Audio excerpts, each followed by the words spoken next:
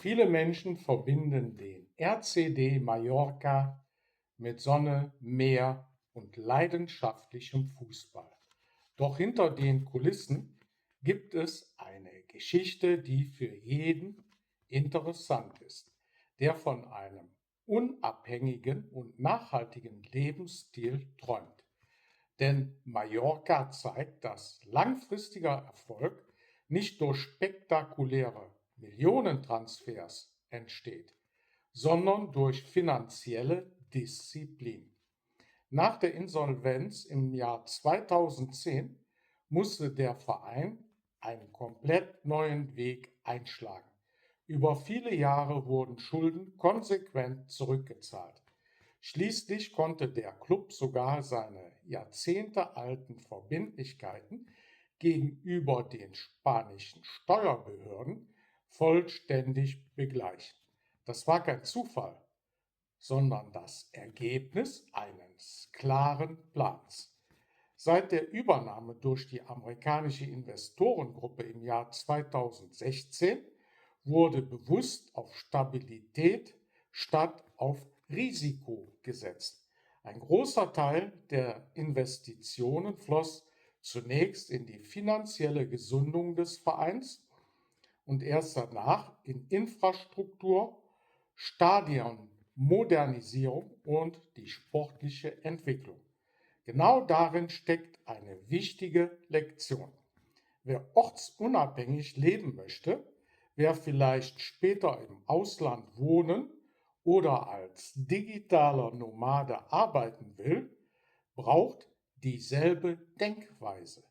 Nicht der größte Fernseher, nicht das teuerste Auto, nicht die luxuriöseste Wohnung, sondern einen stabilen Finanzplan. Der RCD Mallorca versucht nicht, mit Vereinen wie Real Madrid oder Barcelona um die höchsten Transferausgaben zu konkurrieren. Stattdessen werden Budgets eingehalten, junge Spieler entwickelt und wirtschaftliche Risiken begrenzt. Dieses Vorgehen passt perfekt zu den strengen Finanzregeln der spanischen Liga, die verhindern sollen, dass Vereine erneut in existenzielle Schulden geraten. Auch für unser eigenes Leben gilt: Wer dauerhaft frei sein möchte, muss lernen, mit weniger auszukommen. Wer jeden Monat sein Budget kontrolliert, gewinnt langfristig mehr Freiheit als jemand, der ständig über seine Verhältnisse lebt. Gerade beim Leben im Ausland wird das deutlich. Eine günstige Wohnung, planbare Fixkosten, ausreichende Rücklagen, keine unnötigen Kredite, genau dadurch entsteht Gelassenheit. Mallorca beweist außerdem, dass Geduld oft wichtiger ist als Geschwindigkeit. Der Verein brauchte viele Jahre, um finanziell gesund zu werden. Es gab Rückschläge, es gab sogar den bitteren Abstieg, doch die wirtschaftliche Grundlage blieb stabil. Und genau deshalb besitzt der Club heute bessere Voraussetzungen für die Zukunft als viele Vereine, die kurzfristig alles auf eine Karte setzen. Für mich ist das mehr als nur Fußball. Es ist eine Erinnerung daran, dass echte Freiheit fast immer mit Disziplin beginnt. Nicht spektakulär, nicht glamourös, aber nachhaltig.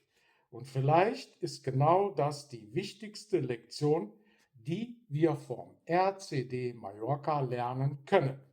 Der RCD Mallorca steht nicht nur für Leidenschaft auf dem Fußballplatz, sondern auch für konsequente finanzielle Disziplin.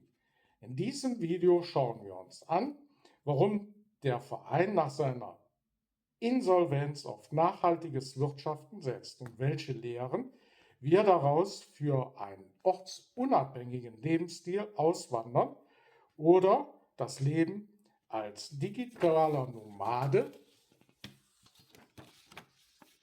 ziehen können.